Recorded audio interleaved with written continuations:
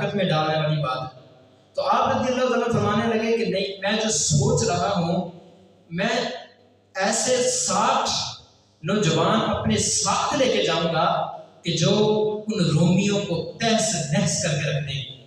اب حضرت خالد بن ولید رضی اللہ تعالیٰ عنہ وہ 60 نوجوان، وہ 60 سپاہی مسلمان اللہ پہ یقین رکھنے والے، آقا علیہ السلام کے دین کا پرچار کرنے والے رومیوں کے خلاف نکلتے ہیں۔ تو جب رومی ان کے سامنے آتے ہیں تو وہ سمجھتے ہیں کہ شاید یہ ہمارے درمیان صلح کے لیے آئے ہیں، کہ چونکہ اتنے تھوڑے بندے جنگ کے لیے آئے، ایسا ممکن نہیں تھا۔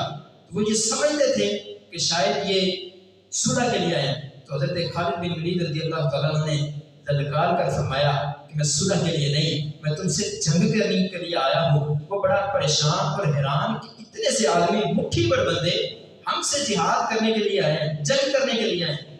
جب جنگ شروع ہوئی تو حضرت خالد بن ولید رضی اللہ تعالیٰ عنہ نے اس طرح شجاعت کا اور بہادری کا اس طرح آپ لڑے کہ وہ رومی پیچھے ہٹ کے بھاگنے لگے۔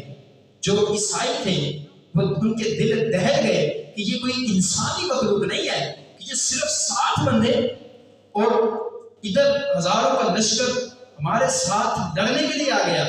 تو حضرت خالد بن ولید رضی اللہ تعالیٰ عنہ اس وقت آپ رضی اللہ تعالیٰ عنہ اس طرح لڑے تو جو آپ کے ساتھ تھے، آپ پیارے آقا صلی اللہ علیہ وسلم کے چچا زاد اور اسی طرح آپ کی پھپھو کے بیٹے بھی حضرت خالد بن ولید رضی اللہ تعالیٰ عنہ کے ساتھ تھے۔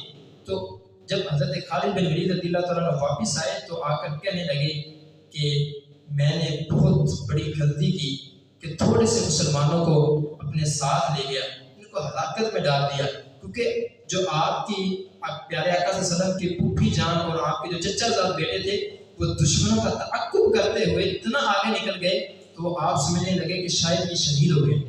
تو حضرت ابو عبیدہ بن جراح رضی اللہ تعالیٰ عنہ فرمانے لگے کوئی ہے کہ جو ان کا پتہ کر کے آئے کہ وہ کہاں بھی ہیں۔ تو حضرت خالد بن ولید رضی اللہ تعالیٰ عنہ ابھی جنگ سے واپس آئے ہیں، لیکن ان کا ایمان دیکھیں، ان کا رب پہ یقین دیکھیں۔ آپ فرماتے ہیں کہ حضور میں جاؤں گا، ان کو ڈھونڈنے کے لیے میں جاتا ہوں۔ تو جب حضرت خالد بن ولید رضی اللہ تعالیٰ عنہ ان کے تعقب میں نکلتے ہیں تو جب راستے میں آتے ہیں تو راستے میں نعرہ تکبیر کی صدائیں، اللہ اکبر کی صدائیں بلند ہوتی ہیں۔ تو آپ فرماتے ہیں کہ جب میں نے ان کو دیکھا تو میں خوشی سے جھوم اٹھا کہ یار یہ تو ماشاءاللہ زندہ ہے۔ تو میں نے ان سے پوچھا کہ وجہ کیا بنی، آپ مجھ سے جدا کیسے ہو گئے؟ تو آپ فرماتے ہیں کہ میں